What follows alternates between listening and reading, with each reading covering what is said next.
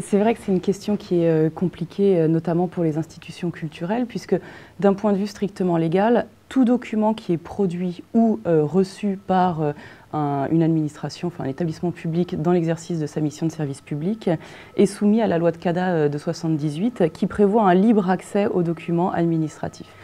Mais la loi CADA ne prévoyait pas une obligation pour les établissements publics d'organiser cette mise à disposition. C'est-à-dire qu'au jour d'aujourd'hui, si moi je demande au musée du Louvre de me donner l'accès à telle ou telle donnée, il est obligé de le faire, mais je suis acteur de ma demande. Dès qu'on est sur des œuvres dont les auteurs sont toujours en vie ou ne sont pas morts depuis plus de 70 ans, c'est le délai légal de protection, vous avez une protection des œuvres qui fait que seul l'auteur ou le titulaire des droits peut autoriser l'accès à l'œuvre et l'exploitation de son œuvre. Deuxième difficulté, c'est qu'effectivement sont interdites de collecte dans une certaine mesure et d'accès les données à caractère personnel. Donc, si vous respectez les conditions de collecte de ces données, donc c'est ce qu'on disait tout à l'heure, obtenir l'autorisation des personnes dont les données sont collectées, les informer sur l'utilisation, la personne qui va les exploiter, la finalité, etc.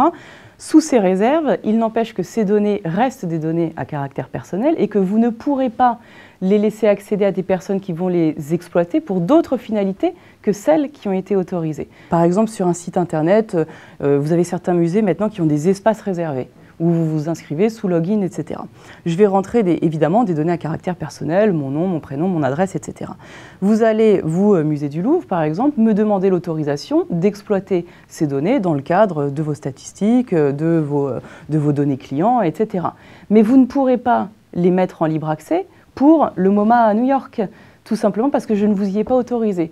Donc ça veut dire que dès l'origine, en fait, dès la collecte, il faudrait normalement pouvoir prévoir ce que vous voulez en faire, à qui vous voulez les donner, etc., etc. Vous avez une troisième loi qui se rajoute, c'est la loi patrimoine. Et la loi patrimoine, donc, qui a été modifiée, elle, en 2008, impose en plus des délais d'archivage de toutes ces différentes données. Et c'est vrai que la difficulté aujourd'hui des musées, et c'est ce que vous avez dit tout à l'heure, il y a quand même fondamentalement un problème de fond, en fait, de finances, c'est que ça demanderait un temps de traitement qui est énorme et ça demanderait des investissements qui, effectivement, eux aussi sont énormes.